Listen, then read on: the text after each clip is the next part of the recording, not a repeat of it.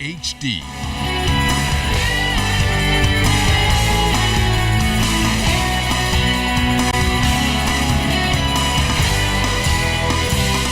ZNS Network presents The Bahamas Tonight. This segment of the news is brought to you by BTC, powered by Lime. Welcome to the Bahamas Tonight, the weekend edition. Good Sunday evening, Bahamas. I'm Altaviz Munnings. Thanks so much for making us a part of your weekend. We begin tonight with news from the crime beat. The man police wanted to question for a drug bust that happened 2 weeks ago is now in custody. Drug Enforcement Unit officers arrested 33-year-old Conrad Archibald Campbell of Boatswain Hill around 5 o'clock yesterday afternoon on Spygoat Road. That's off Cowpen Road. Police issued an all-points bulletin for Campbell this past Tuesday. He's now assisting police with their investigation into suspected cocaine found at Lyndon Pinley International Airport on Friday, April 19th. We understand that's the same drug bust that resulted in former female police constable, 27-year-old Tony Sweeting, along with her 33-year-old brother, Delano Sweeting, being arrested and charged with possession of dangerous drugs with the intent to supply, conspiracy to export dangerous drugs, and conspiracy to possess dangerous drugs with the intent to supply. ZNS News will continue to follow this story. Northeastern Division officers confiscated a handgun with ammunition and a quantity of suspected marijuana from a property on Hampton Street shortly before 9 o'clock Friday night. Preliminary reports indicate that the Northeastern Division officers searched the property off Mount Royal Avenue where they discovered the items. However, police say no arrests were made in connection with the incident, but an active police investigation continues. And over in Eleuthera, police on that island are investigating a traffic accident that happened around 6 o'clock yesterday evening and left a 25-year-old man dead. According to reports, a man was driving a 2000 Burgundy Ford F-150 truck along with a 25-year-old male passenger south on Queens Highway when the driver reportedly lost control and collided into a cedar tree. The driver received serious injuries and was airlifted right here to New Providence, where he's detained in hospital in stable condition. The deceased was the truck's passenger, who was extricated using the jaws of life by volunteer firefighters. Now, police are urging motorists throughout the Bahamas to adhere to the traffic laws governing the road. Immigration Minister Fred Mitchell defending the hard work of immigration officers nationwide in a press statement he issued today. Minister Mitchell is responding to statements he said were allegedly made by certain representatives of the business community who reportedly degraded immigration officers, particularly those who conducted an enforcement exercise last week. The immigration minister lamented that certain business representatives who, having admitted that they did not know the facts of the immigration checks, went on to berate and defame the department, the officers, and their actions.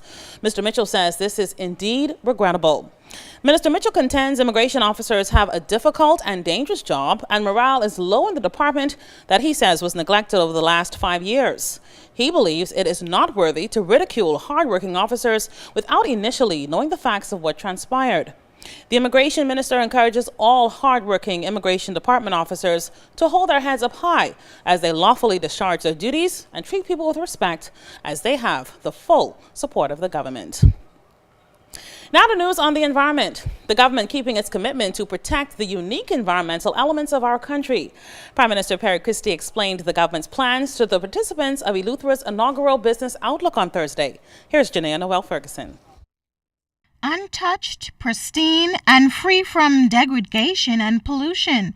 That's how the government wants to keep special areas in the country. During the first Business Outlook in Eleuthera, the Prime Minister told residents that this is why future planning is so important. You have to plan, where will your future garbage go? To what extent will technology be involved in that to avoid pollution? The Prime Minister said that it is also important for residents to preserve the natural resources. The government, he says, has designated an area in South Eleuthera that will be added to the government's Inventory Protection Bank. This protected area and others around the country will sustain livelihoods for the people of Eleuthera and the Bahamas into the future by providing employment in areas such as national resource managers, tour guides, and ensure sustainable harvest of fish, conch, lobster, crabs, etc. With the support of the Nature Conservancy and the Bahamas National Trust, the government is involved in a regional effort to protect about 20% of our nearshore marine environments by 2020. BNT Executive Director Eric Carey says they expect everyone to get involved. They don't buy into it. They don't believe it's theirs. They're not going to support it. And then more importantly, when it's created, they are not going to feel like they're a part of it. So you're spot on. Local community involvement, people participation is extremely important in this process. But every time an area is identified, Carey says, there is always controversy, especially where major developments are concerned.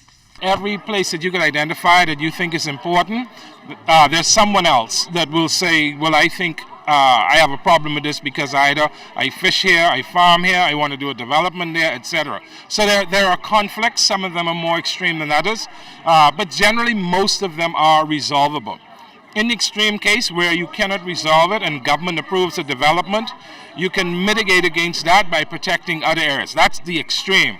You can also have a compromise, where you could have basically the development may proceed, but at a reduced scale that protects part of the environment, or the development could be kicked out altogether and government sends them somewhere. Janae Noel Ferguson, ZNS Network News. Environmental activist, author, and president of the Waterkeeper Alliance program, Robert F. Kennedy Jr., officially launched the Western Bay's Waterkeeper program, a community partner of the Coalition to Protect Clifton Bay.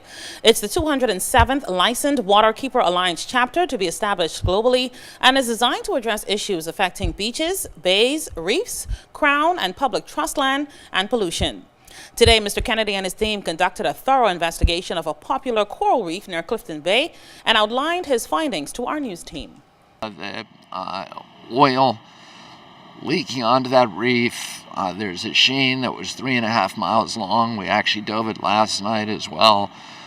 The coral is clearly affected by that. And this is something that is illegal. It's against the law. It has to be remedied, and it's affecting the heritage of all the people of the Bahamas. And yet there's no enforcement.